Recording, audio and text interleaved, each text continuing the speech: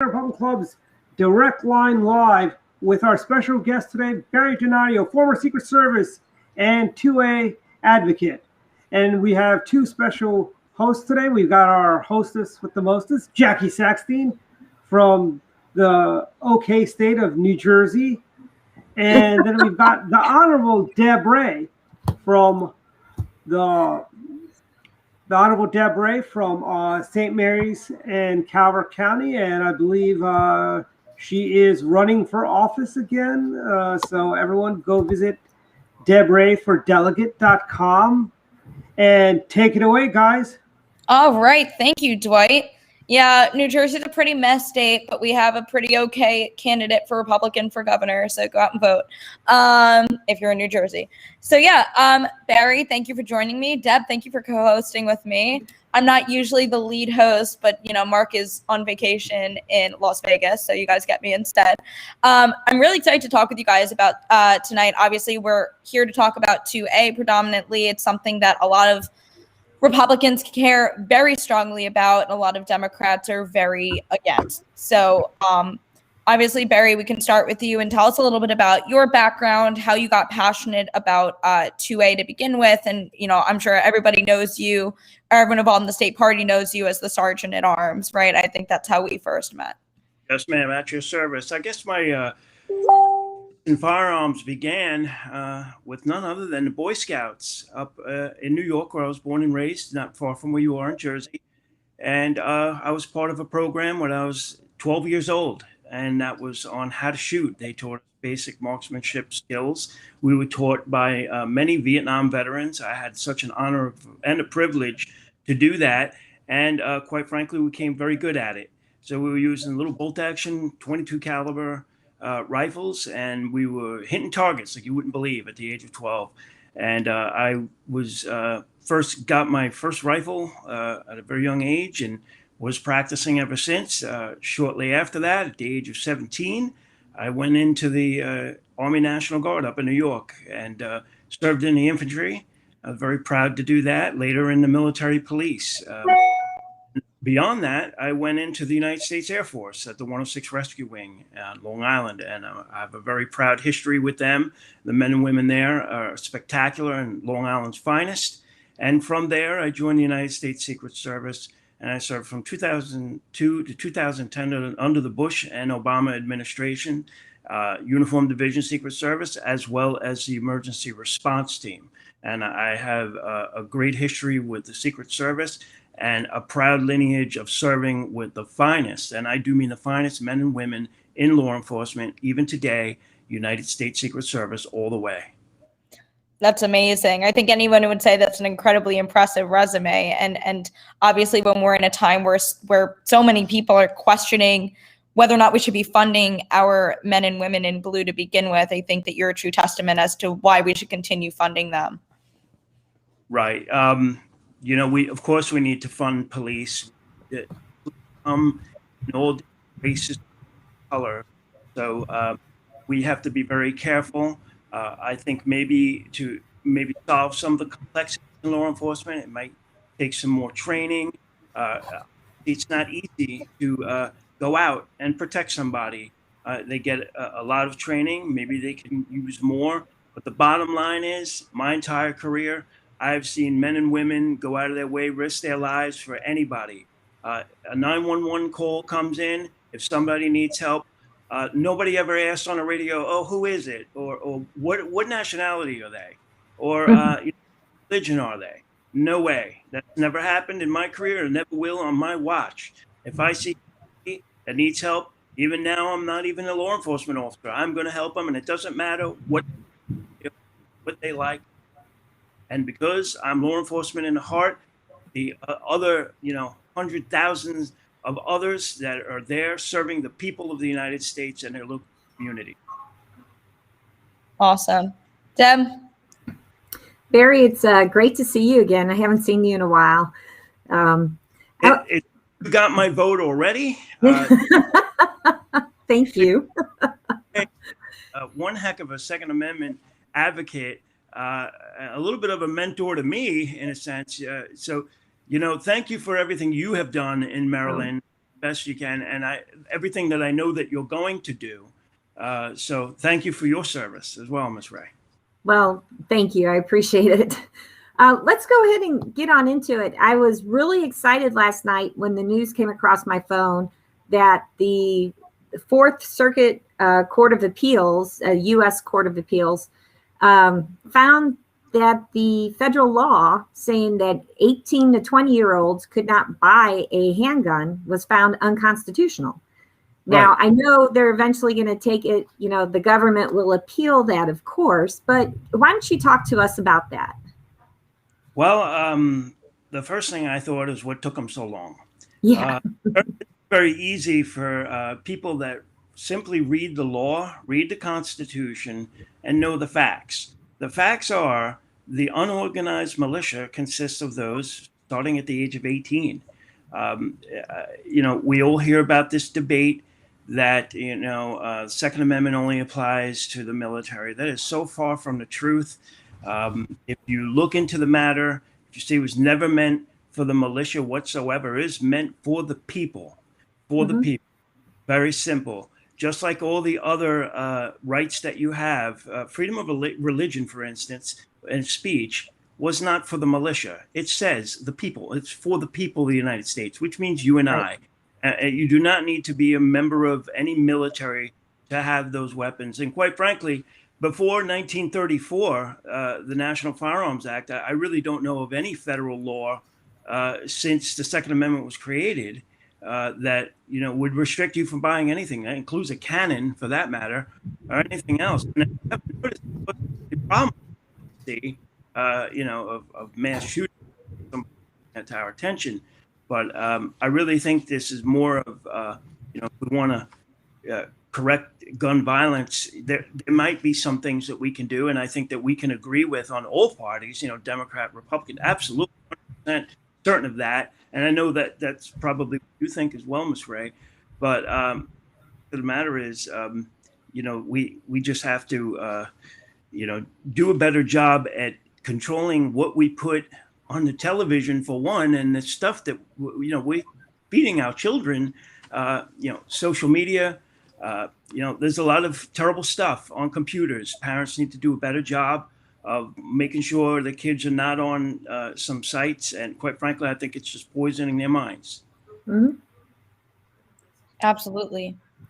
Yeah. And I guess in a tangential way of gun safety and being around children, I know another thing that's come up in recent months is the conversation of SROs, and a lot of parents on the left are like, well, we shouldn't have these people in our schools. We shouldn't have police officers at our schools keeping our kids safe. So do you feel like there's a barrier there as well? I can't imagine why you would have a problem having a police officer in a school. We have no problems with police officers outside of a plane or inside of a plane. I'm with a police officer in a Capitol building. This is just stuff that makes really no sense to me whatsoever.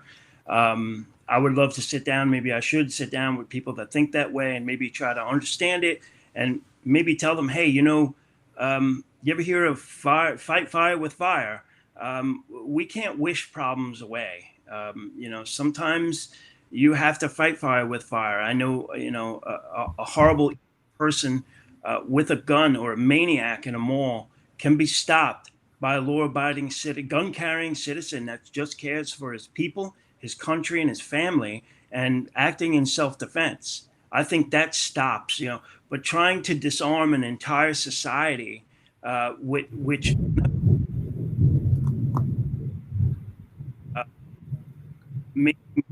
was law carrying, now ladies can't be dictated by the state. Whether that's right, wrong, or indifferent, I disagree with it. At the end of the day, it's an infringement, just what the Constitution says, and there should be no infringement at all to you owning guns, especially women. I think women should even have more of a right to have firearms, beauty and integrity right off the bat, until proven otherwise. Now, there could be somebody out there who's a very bad person that maybe shouldn't have a gun, and I get that, I understand. But at the end of the day, you're a warm-blooded American woman, and there is nothing that should stand in your way of legally owning a firearm right now, today. Right. Yeah, and to your point, I know they don't get the kind of media attention they deserve, but I have seen a couple of instances that people have reported on of, you know, a shooter comes into a church and some, you know, in Texas, and somebody who was a law-abiding, you know, citizen was able to protect so many more people who could have potentially died because they were able to apprehend the shooter because they were carrying. And there have been other instances like that. So I think you make a great point. It's like the best way to stop a bad guy with a gun is a good guy with a gun. You know, the way it works. And that's what the founding fathers intended. You know, when the Second Amendment was written, these people, there's nobody that were as brilliant as them. They created this country. Okay. I know there's a lot of opinions out there and a lot of people that say they know all this and that, and that's great. But you know what? They didn't write the Constitution. We have some very brilliant people that founded this country that knew exactly what they were talking about. There's no question. There was never any, until recently, there was never any question of what the Second Amendment meant. Some of us older people, like 50 and over, like myself, you know, there was never a discussion between Republicans and Democrats as far as what the Second Amendment. This is a new phenomenon, a new propaganda that, quite frankly, is taking away the rights of not only Republicans, but Democrats. And we all need to stand up. All of us as Americans need to say, that's enough. It's not working. Mm-hmm. We're not doing this. Go find your next victim. Go find your next subject. But it's not going to, you know, you're not going to take the gun rights away from American citizens, which is what we all, Republican, Democrat, or whatever you are. We are Americans, and we need to stand up, and we need to have it stop. And this ruling in the federal court is outstanding. Okay, but that's exactly it's easy. That's exactly what it says in in the Second Amendment. And as far as federal law, it's backed by a federal code, the unorganized militia. It's all right there. So it's probably an easy decision for that federal court to make if they read the law. And yet, go ahead, Deb. Oh, I was just going to take us down another road. Do you want to finish your thought first? No, because I was going to do the same thing. So you go on it. Oh, okay. So I'd like to get your all's idea about this. So I went to a meeting and somebody brought this up, and understand I'm asking the question. This is not me advocating for this, because I really like to get some more feedback and an understanding where people stand on this. So when I was in the legislature, we passed a law to give voting rights back to anybody who's out of jail. So basically, if you are out of jail, you have the right to vote. Okay. So when we were discussing this in this group, a gentleman brought up and said, well, the same should apply to firearm rights. You should get back your Second Amendment rights. If you're out of jail, even if you were a felon or committed the crime with a firearm, etc., that you should get that right back. And if we had a law like that, then that would, if you didn't think that person should have that right, well, then they should stay in jail, right? Kind of some of these early release things and probations and all that would almost kind of go away. So I was just wondering, what do you think about that? You know, what are your initial thoughts? See, she comes in with the stumper of a question. I've been asking the nice questions. Got an answer for that, and whether people like it or not is another matter. But let's end right now that the founding fathers are with us right here in this interview. And we would ask them, do you get to lose any of your rights at all in your life once you have them? They would say no. Actually, they would say yes. I don't know about that. It's in the Constitution that you could lose your life. Yes, treason. Well, no, there's more. If you read the Fifth Amendment, it's about before, you're deprived of life and other things, there's the right to a fair trial. So, but it is specific in there that they did say, yeah, you could lose your life based on what you did. Okay, well, my interpretation is, for instance, you don't lose freedom of speech, correct? We don't lose freedom of religion. Right. Right. But what you are, if you are a mass murderer, you do not lose freedoms of the Constitution as far as I know, other than your liberty. Now, you're being punished but you also have a right to be out once you fulfill your punishment. Am I correct? Right. So, Right. The bottom line is, I don't see anywhere in the Constitution where it says whether you're a felon, a criminal of any sense. Now, this is not what I want either, and I know the question is excellent, and I've heard this before. But if we're true constitutionalists and we're going to abide by the Constitution fully, the bottom line is they are. If I'm reading the Constitution correctly, they can. But what makes a significant factor here is what makes a felon with a gun very, very insignificant. The rest of us with a gun. True. It's the supposed to be, folks. That they didn't have this when the Constitution came out. They weren't able to track felons. You, me, or anybody could have committed a felony, let's say in Massachusetts, moved to Georgia, and no one would know anything, right? There would be no way. There would have been a felon carrying guns or even a cannon back then. So what made that insignificant is your defense, your right to a defense. The problem with today is they are taking away your right to defend yourself from even, let's say, a felon that gets those guns illegally now. So that makes the armed felon significant because we can defend ourselves. I mean, we can get animal rights people to come on this show and be very, very upset if we declare a tiger and let it go loose in the woods and say, well, this thing can't defend itself. That's absolutely horrible. We can't allow this to happen. They're doing the same to you right now. You cannot defend yourself. It's just the bottom line. So quite frankly, the whole thing has to be followed by the Constitution. That's what they wanted. It was never meant to be this way.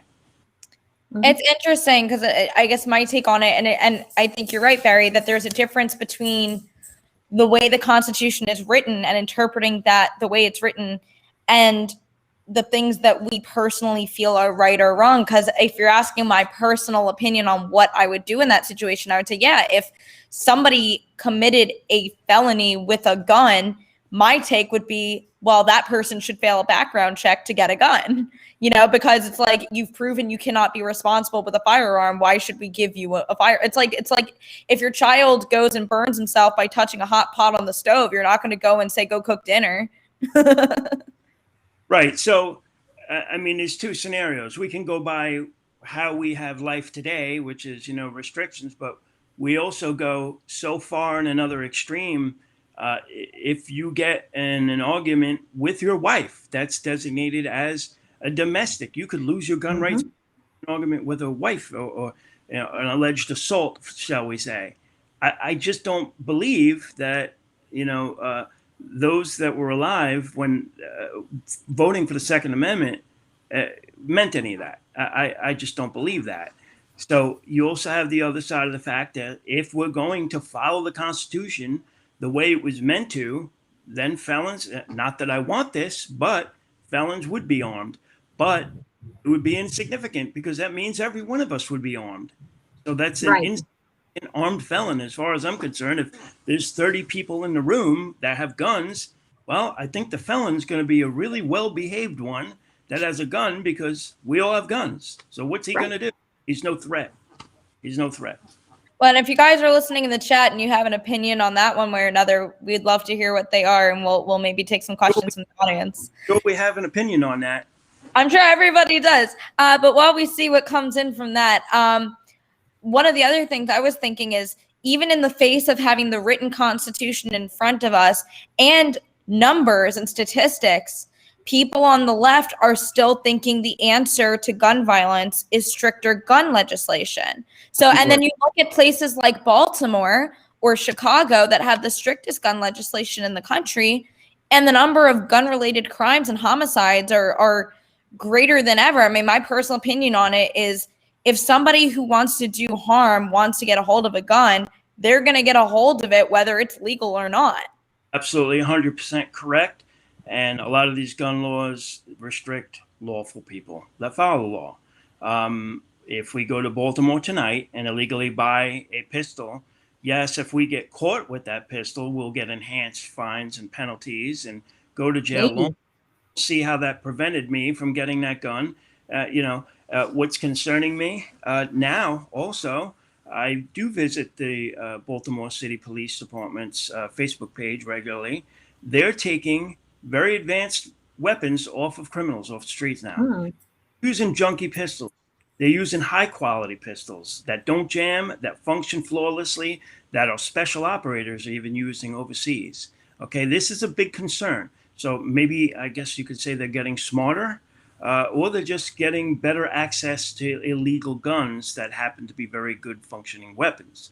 This is a big problem. But you're absolutely right. It doesn't stop anything. Well, remember the Brady bill was supposed to fix all this, right? Remember, who remembers Brady, chief of staff for Reagan, right? For Reagan. Remember that? Okay. Horrible what happened to him. He got shot during the attempted Reagan assassination, and then he came up with the Brady bill. 7-day waiting period now. That's why we have a 7-day waiting period.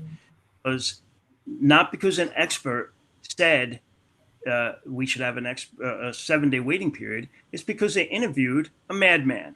Okay. They interviewed a madman who tried to kill a president. And he said, oh, well, if I had a couple of days to think about it, maybe I wouldn't have done it. And then thus far, we have the 7-day waiting period. They won't listen to me. I have experience. They might not listen to Delegate Ray there, who knows what she's talking about, but they'll listen to somebody who tries to kill another person illegally and then base an entire law on what that person says, which doesn't make much sense to me either. I was gonna say, I wasn't alive during the Reagan administration, but I get a feeling this guy was thinking about it already for a few days. You don't wake up in the morning and like, I'm going to attempt to shoot the president today. I agree. And thank God Reagan made it and everything went. But, a lot of these laws are based on, quite frankly, fear. I do talk to the other side. I do sit down and I talk to a lot of people. A lot of them are taking my gun classes. A lot of people you would never expect. Now, in the past year, taking my gun classes, school teachers, people that are, quite frankly, admit to be on the liberal side of politics. And that's great. I'm glad they're over, and I'm glad they're taking, so they see what's going on, and they see the nature of shooting and really have a better opinion on some of the stuff that, they form their opinions on when they get to shoot and see really how hard it is, number one, and the concentration, and that it's not easy to be law enforcement and make a split-second decision that could potentially end their lives or someone else's life. Education is so important. Absolutely, on both ends. And, I think the laws that they're making are fear-based. Yes.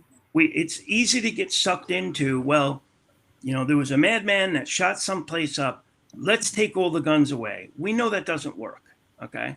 There's gun violence in England, right? They don't have guns, supposedly. So, they've done a good job trying to keep crime down with what they have. But the fact of the matter is, you can't make gun laws and think all the problems are going to go away. It doesn't work. It's not working in Chicago. It's not working in Baltimore, okay? None of those laws are stopping anything. There's guns all over the place.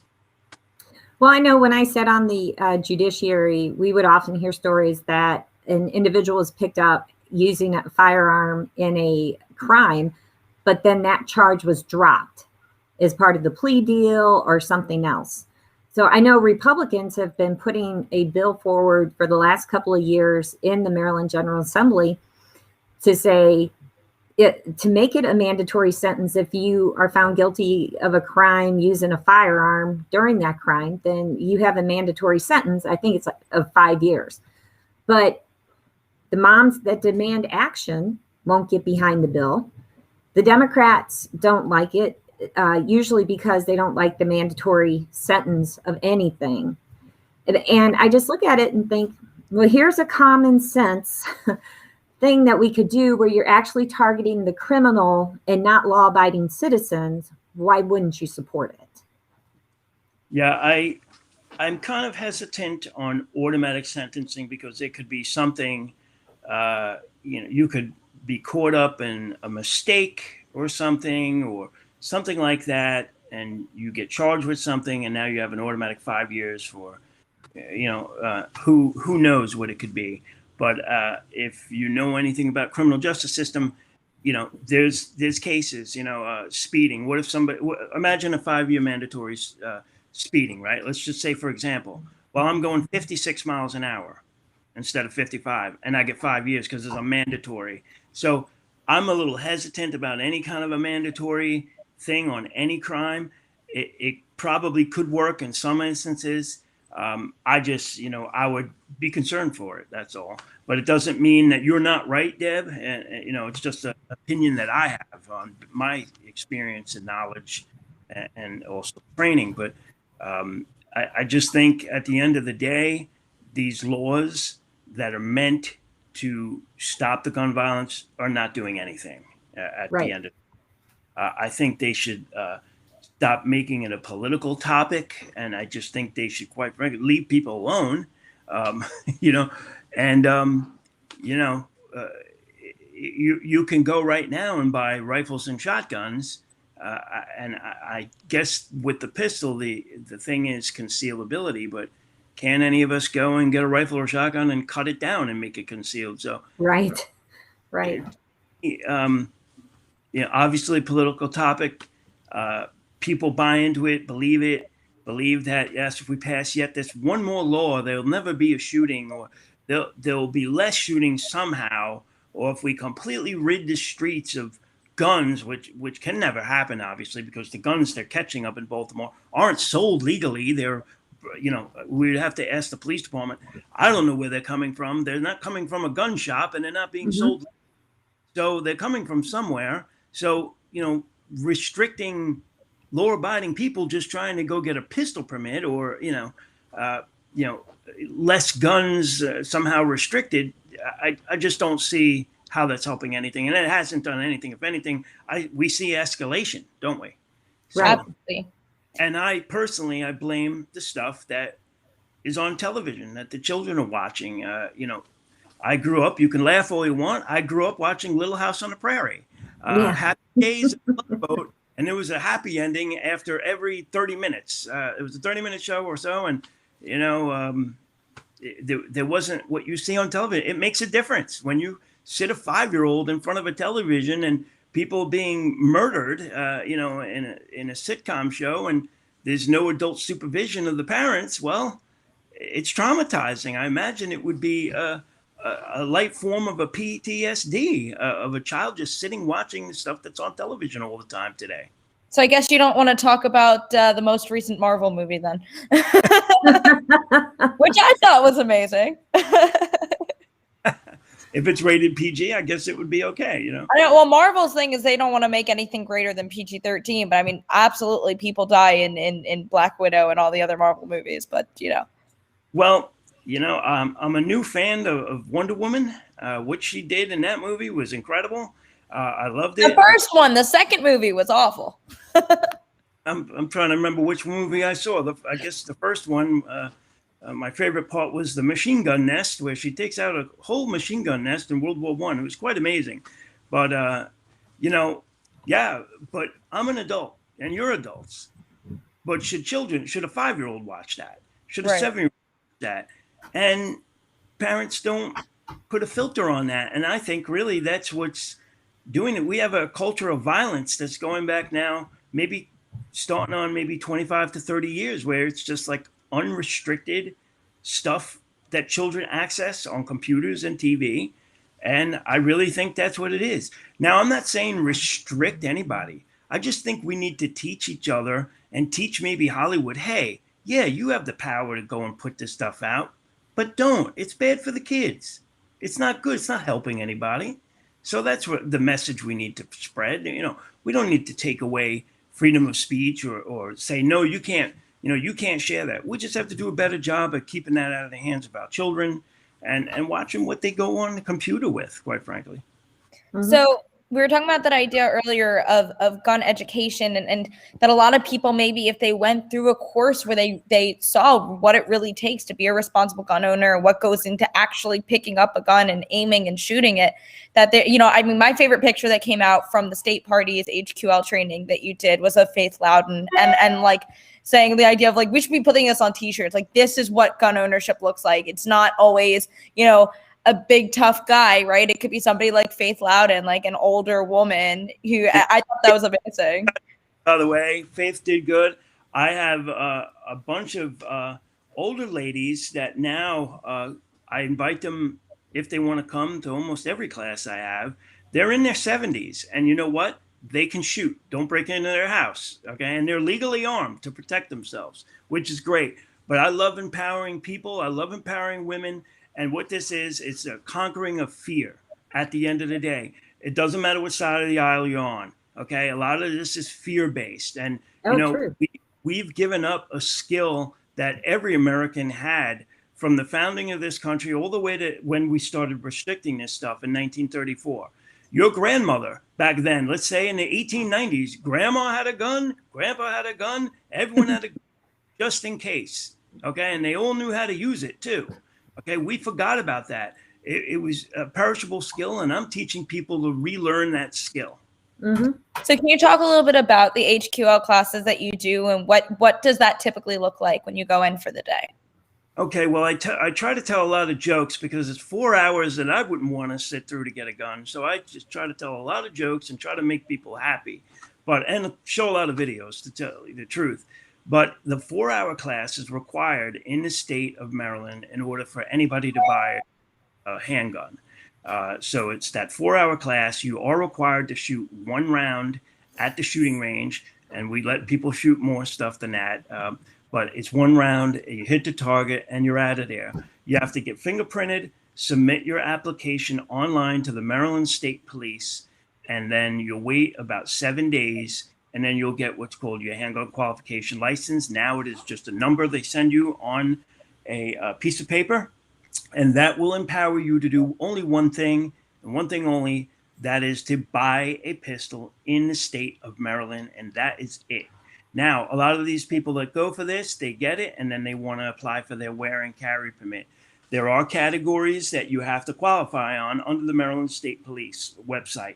So I encourage everybody to go and do that if they're going to be seeking an HQL license. But I run into a lot of people say they're thinking about doing it. I say to do it now because the clock is ticking. If somebody pushed through a legislation, if we hit a roadblock somewhere, and we can have a time period to where we might not even be able to get pistols. We just don't know what the future holds. And let's not. Last summer there was a shortage. You could not get a pistol. They were gone. The manufacturers couldn't. There was a tremendous panic. There was all the guns, all the bullets were bought up. Now we've gone from 9mm pistol bullets costing 18 cents a shot to $1 a shot. $1 a shot. Okay, so times have changed. Things are different. If you're thinking about getting an HQL, do it now. Don't wait. All right. Well, yeah, and so that's one thing I know that you have to plug. The other one is, and I know Dwight put that in your picture when we advertised the show, you wrote a book. I wrote 2. You wrote 2 books. That's 2 more books than I've written. You can do it. I'll show you how. A lot of time and quiet. See, quiet is where I struggle. I can't go longer than 30 seconds without talking. With quiet too, and that's why it took me a long time to write these books, because I don't get quiet either, and you need to have some of that. But I wrote this first book here. I could try to fit it in the screen here. TWA Flight 800 First Responder Witness Account. It's right there. I published that in 2013. It is on sale on Amazon across the globe, Barnes & Noble, you name it. It's sold everywhere. And basically, I was honored to be one of the first responders on the crash of TWA Flight 800, July 17, 1996. And unfortunately, I wasn't able to do much because what we know now, everybody perished on that flight. It was a very horrible evening. But in the book, I discuss what I saw that evening.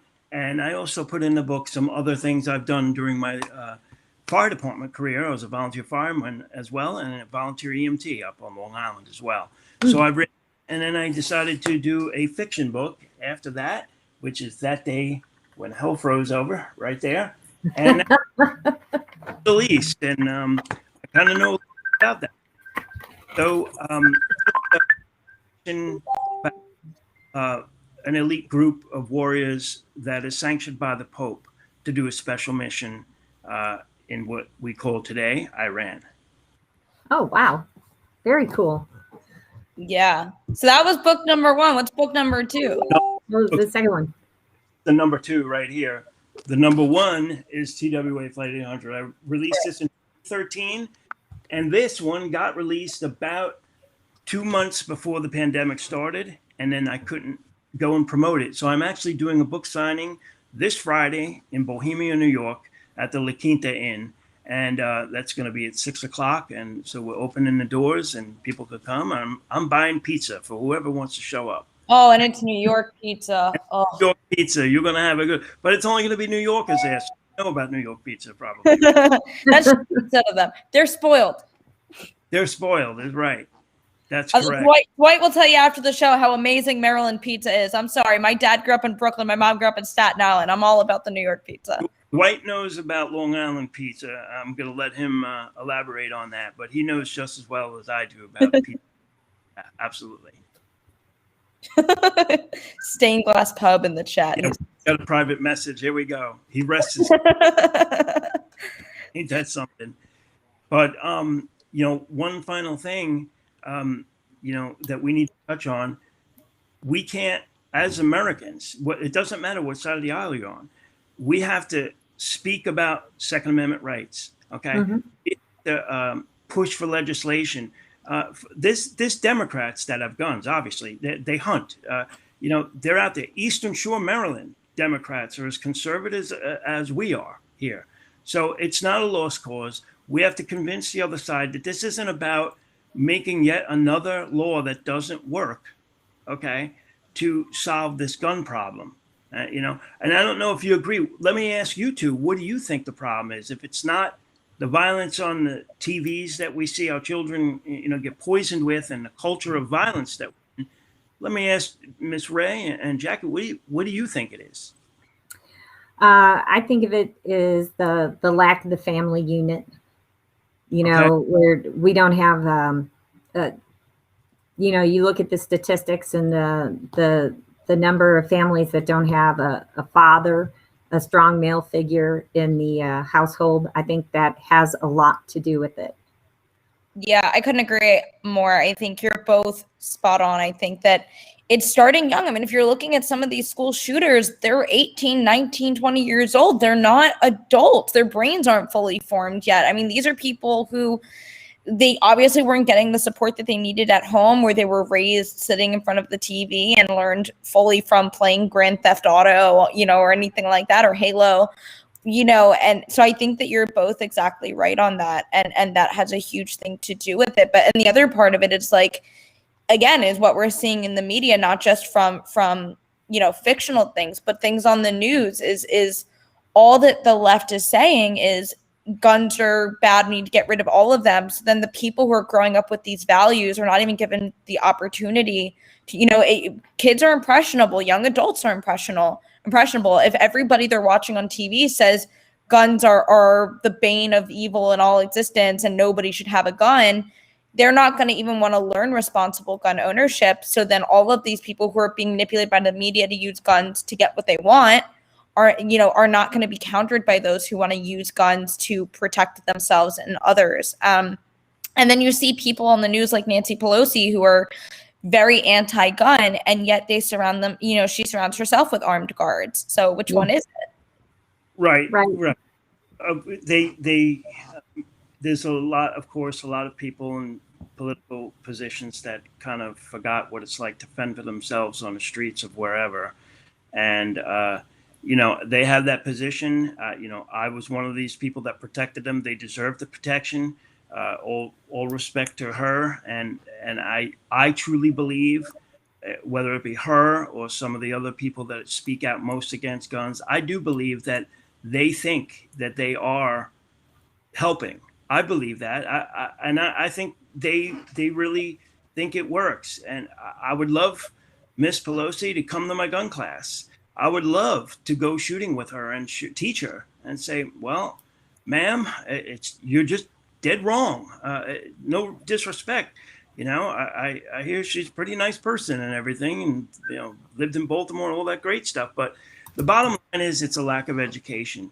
For instance, did anybody even know that our police officers, our retired and separated police officers that have credentials to carry in all 50 states, did you even know that they're restricted in many cases to only carry 10 shots in their guns? Now, I understand maybe they did that for a reason, or maybe they did that to somehow restrict, civilians that may have gone out of whack somehow, and they could say, oh, well, they can only have 10 shots. But me, as a former law enforcement officer, if I'm carrying my firearm, and let's say I go to New York on vacation, and some lunatic starts shooting in a mall, that's only 10 shots I have to protect Republicans and Democrats. Because in my position, we don't care what you are. We care that you're American, you're an bystander, and we're going to protect you. And that's what we are wired for. So you could throw all the politics away. I speak for the police officers that serve the people of the United States.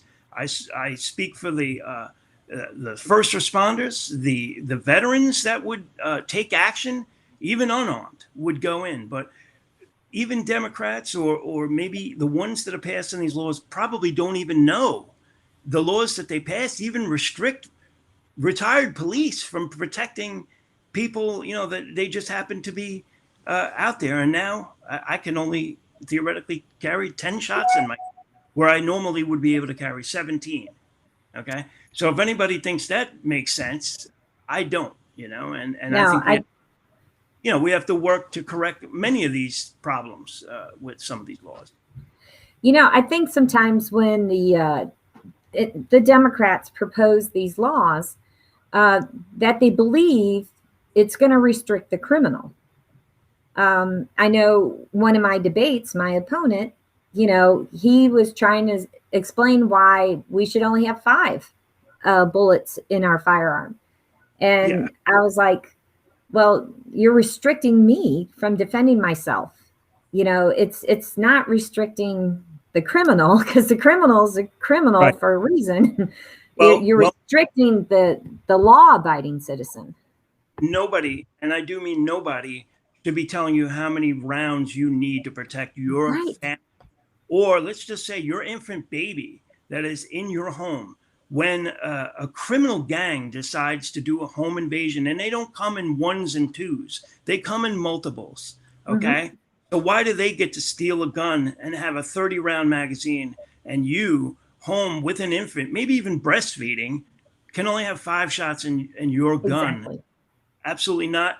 We should all be standing up against it, no matter what political party you are. We got to stand together as Americans and solve the problem.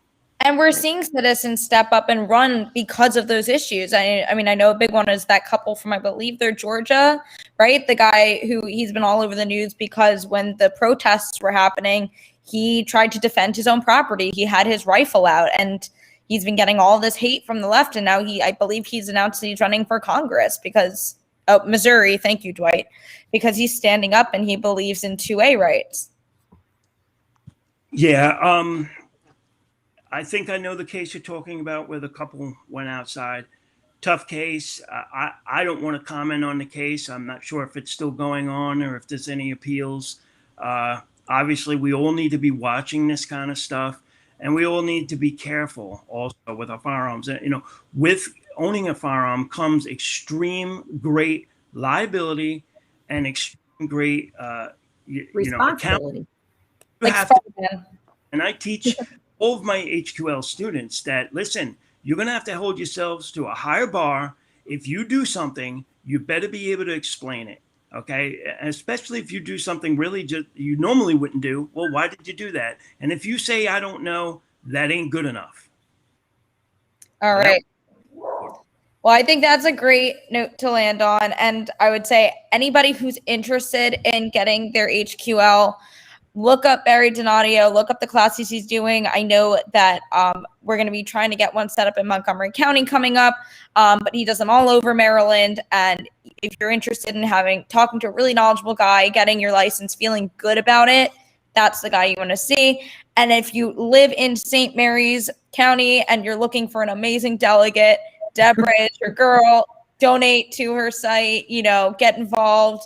But that's our show for this week. Thank you both for being on. I think that this was a really great conversation we were able to have, and I'm sure this will be one that's requested to have you guys back again. Deb, you might get your own show to talk about your race as well.